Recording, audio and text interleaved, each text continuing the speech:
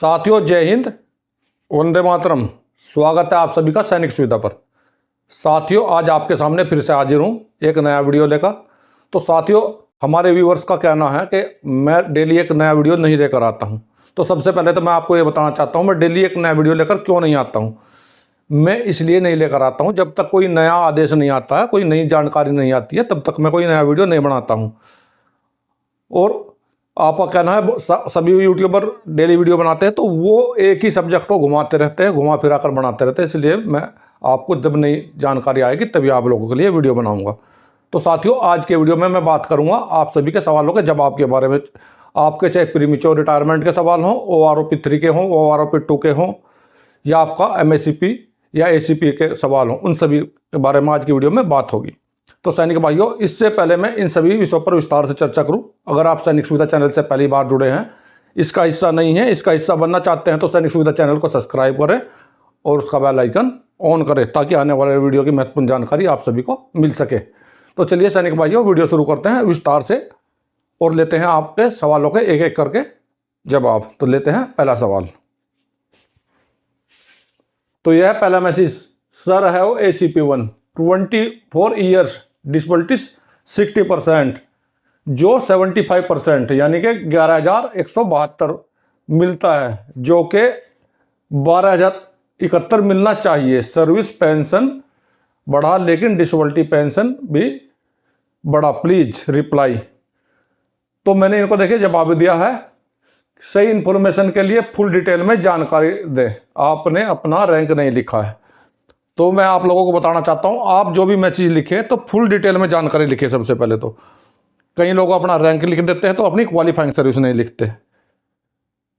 तो अपना रैंक लिखें, अपनी क्वालिफाइंग सर्विस लिखें, आप कब पेंशन आए थे एज भी लिखें, प्रीमेच्योर आए हैं या आप कलर सर्विस करके आए हैं। फुल डिटेल में जब मुझे जानकारी आप लोग लिखेंगे तभी मैं आपके सवाल का ठीक से जवाब दे पाऊंगा। जैसे इस मैसेज में लिखा है, इसमें अपना रैंक नहीं लिखा है, तो तब तक मुझे नहीं पता लगेगा ये किस रैंक से हैं, तो मैं इनके सवाल का जवाब नहीं दे सकता, क्योंकि अधूरी जानकारी से मैं आपको ठीक प्रकार से जानकारी नहीं दे पाऊंगा। तो देखते हैं नेक्स्ट मैसेज दोस्तों। इसमें लिखा हुआ है, सर क्या OROP 3 फैमिली पेंशन को भी मिलेगी? मेरे पापा की सर्विस 17 ईयर्स है, आर्मी सर्विस थी।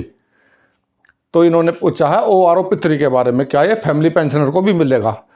इन्होंने अपने पापा की सर्विस लिखी है, 17 साल इनकी सर्विस थी, लेकिन इन्होंने भी रैंक नहीं लिखा। तो इनके सवाल के जवाब में मैं इनको बताना चाहता हूं कि OROP 3 हो या OROP 2 हो या OROP 1 हो, ये आप चाहे फैमिली पेंशनर हो, चाहे आप डिसेबिलिटी पेंशनर हो, चाहे सर्विस पेंशनर हो, और चाहे आप डिपेंडेंट पेंशनर हो, सभी को मिलेगा। सिर्फ OROP 2 के बाद में, यानी कि 1 जुलाई 2014 के बाद आने वाले प्रीमेच्योर को छोड़कर ये सभी को लागू है। तो ये फैमिली पेंशनर को भी दिया जाएगा। अभी देखें नेक्स्ट मैसेज दोस्तों। सर मैं 2008 में 30 नवंबर में रिटायर हुआ हूं, मुझे ACP मिलेगी या नहीं, प्लीज बताएं सर। मेरी क्वालिफाइंग सर्विस 26 साल है। तो इन्होंने लिखा है 2008 में रिटायर हुए हैं, 30 नवंबर में आए हैं, इनको ACP मिलेगी या नहीं मिलेगी। तो सबसे पहले इन्होंने भी अपना रैंक नहीं लिखा है। जब इन्होंने अपना रैंक नहीं लिखा है तो मैं इनको कैसे बताऊं इनको ACP मिलेगी या नहीं मिलेगी, क्योंकि हो सकता है ऑलरेडी इनको पहले से ये उस रैंक में हो जिस रैंक की ACP या MSCP नहीं मिलती है। दूसरा, ये 2008 में आए हैं, तो 2008 में MSCP लागू थी। ACP जो लागू थी आप लोगों की वो थी, ये थी आपकी अगस्त 2003 से लेके और 31 दिसंबर 2005 तक, और 8 साल में नायक, 16 साल में हवलदार और 24 साल में नायब सूबेदार, 3 रैंकों के लिए MSCP लागू किया गया। देखते हैं नेक्स्ट मैसेज। सर मैं होनरेरी लेफ्टिनेंट 30 ईयर सर्विस करके 2017 को अक्टूबर में 1 तारीख को रिटायर हूं। मेरा बेसिक पेंशन 35,800 है। मेरी 50% डिसेबिलिटी पेंशन भी है, 10,740। मुझे सेकंड OROP लागू है, अभी तक मुझे कुछ भी नहीं मिला है, इसके कारण क्या है, प्लीज बताएं। तो जैसे पहले तो मैं आप लोगों को जवाब दिखा देता हूं जो मैंने इनको लिखा है। आप ये पेंशन OROP के हिसाब से आपकी जो पेंशन बनती है वो आपकी सर्विस पेंशन 41,200 प्लस डीए बनती है, और आपकी जो डिसेबिलिटी पेंशन बनती है वो बनती है 12,360। और जबकि इन्होंने बताया इनको मिल रही है, ये इन्होंने बताया इनकी पेंशन 35,800 और ये बनती है 41,200। तो यहाँ पे आपका कितना फ़र्क है, 6,000 रुपये के समथिंग तो इनकी सर्विस पेंशन में फ़र्क है। और डिसेबिलिटी जो पेंशन इन्होंने लिखी है यहाँ पर, यहाँ इनकी बनती है 12,360 और इन्होंने लिखी है अपनी 10,740 रुपये। तो यहाँ पर भी काफ़ी फ़र्क है। तो आपकी पेंशन 41,200 सर्विस पेंशन और डिसेबिलिटी पेंशन 12,360 बनती है। तो इसके लिए मैं आपको बताना चाहता हूँ, आपकी पेंशन बहुत कम आ रही है, तो इसके लिए आप CPG ग्राम पोर्टल पर कंप्लेंट करें। ये कंप्लेंट आप लोगों की ऑनलाइन हो जाती है। अगर आप एंड्रॉयड मोबाइल यूज करते हैं तो आप खुद भी अपने मोबाइल से डाल सकते हैं। अगर आप नहीं जानते डालने के लिए किस प्रकार से डाली जाएगी, तो इसके लिए आप किसी भी साइबर कैफे पे या किसी भी जन सेवा केंद्र पे जाके आप वहाँ से भी अपनी कंप्लेंट डलवा सकते हैं। उसको आप बताएं कि मुझे CPG ग्राम पर कंप्लेंट डालनी है, तो वो आपकी कंप्लेंट डाल देगा। अभी देखें नेक्स्ट मैसेज दोस्तों, ये है नेक्स्ट मैसेज। सर, सभी को ACP एंड MACP हॉनररी नायब सूबेदार, हॉनररी लेफ्टिनेंट, हॉनररी कैप्टन को हॉनररी रैंक के बेनिफिट मिलते हैं, लेकिन हॉनररी सूबेदार मेजर को हॉनररी रैंक का बेनिफिट क्यों नहीं दिया जाता है, प्लीज़ बताएं, कृपया करें। तो इन्होंने ये लिखा है जो MACP का फ़ायदा दिया जाता है और नायब सूबेदार का को भी फ़ायदा दिया जाता है, हॉनररी लेफ्टिनेंट को भी और हॉनररी कैप्टन को, इनको सबको फ़ायदा दिया जाता है। लेकिन उन्होंने कहा है कि सूबेदार मेजर को हॉनररी रैंक का बेनिफिट क्यों नहीं दिया जाता है। तो मैं आपको बताना चाहता हूँ, सूबेदार मेजर को भी हॉनररी रैंक का बेनिफिट दिया जाता है, उनको भी मिलता है। और इसके लिए काफ़ी लोगों को जो इसका फ़ायदा नहीं मिला है, इसके लिए कभी नया सर्कुलर जारी हुआ है, जो सर्कुलर नंबर है 679। ये सर्कुलर है 679 जो अभी अभी आया है, 10-15 दिन पहले ये सर्कुलर आया है। तो इसमें आपको भी फ़ायदा दिया जाएगा। आप 1 से 2 महीने का वेट करें, क्योंकि अभी अभी सर्कुलर जारी हुआ, धीरे धीरे आप लोगों का भी इम्प्लीमेशन किया जाएगा, आप लोगों की पेंशन बढ़ाई जाएगी।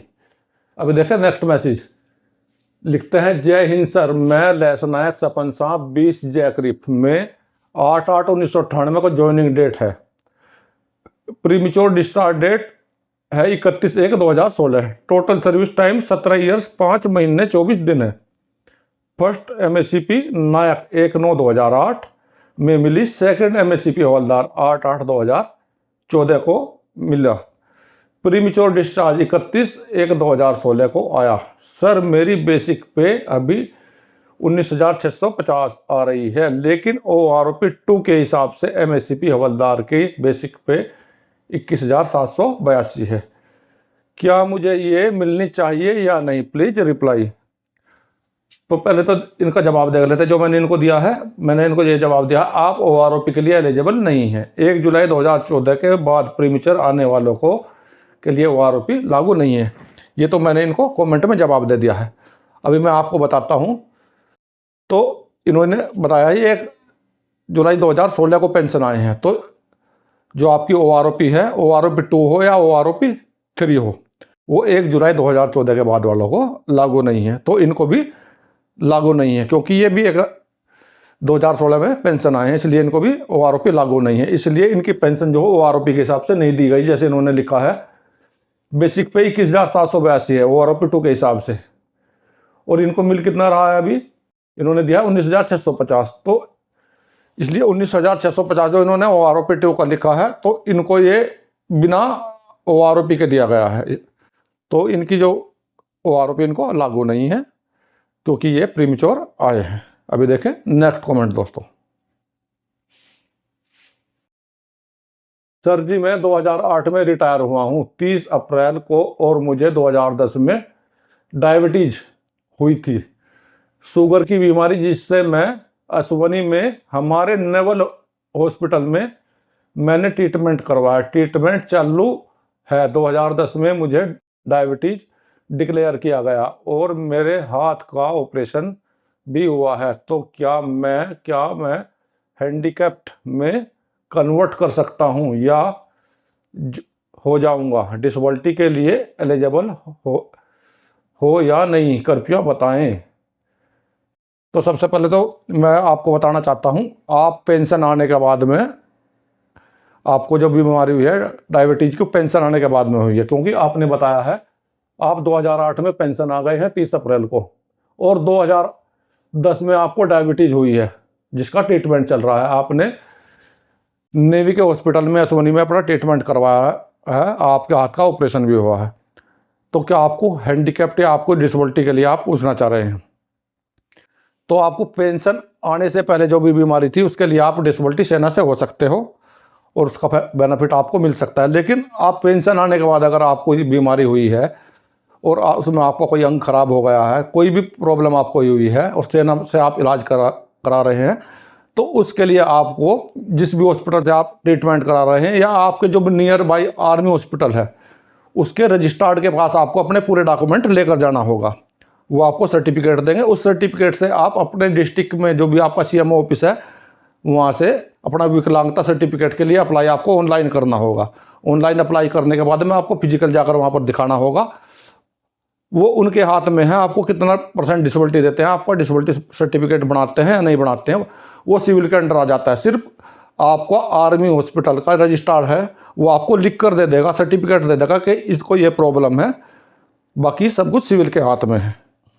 और इसमें एक बात और मैं आपको बताना चाहता हूँ, इसमें आपको पेंशन में या किसी प्रकार का कोई फ़ायदा नहीं होगा। अगर सिविल की डिसेबिलिटी आपको मिलती है तो पेंशन में कोई कुछ भी फ़ायदा आपको नहीं होगा। आप सेना के लिए डिसेबल नहीं होंगे, आप सिर्फ सिविल के लिए डिसेबल होंगे। इसमें आप डिसेबल में जो अपना सर्विसमैन भी लगा सकते हैं और साथ में आपका हैंडीकैप्ड वगैरह का जो भी है वो आप सिविल किसी जॉब में ले सकते हैं फ़ायदा, लेकिन आपको पेंशन वगैरह में कोई इसका फ़ायदा नहीं होगा। तो सैनिक भाइयों, आज के वीडियो में यही थी मेरे द्वारा दी गई छोटी छोटी जानकारी। मेरे द्वारा इसी प्रकार की छोटी छोटी जानकारी आपको अपने वीडियो में समय समय पर दी जाती है। आप लोगों के लिए इसी प्रकार के महत्वपूर्ण वीडियो बनाए जाते हैं। तो अगर आप लोगों की पेंशन से संबंधित या आपके वेलफेयर से संबंधित किस प्रकार की कोई समस्या, कोई आप मुझसे सवाल पूछना चाहते हैं तो आप मुझसे सवाल पूछ सकते हैं। मेरे द्वारा दी गई जानकारी बिल्कुल निःशुल्क रहेगी। तो सैनिक भाइयों, मिलता हूँ अगले वीडियो में इसी प्रकार की अन्य महत्वपूर्ण जानकारी के साथ। वीडियो देखने के लिए धन्यवाद दोस्तों। जय हिंद, वंदे मातरम।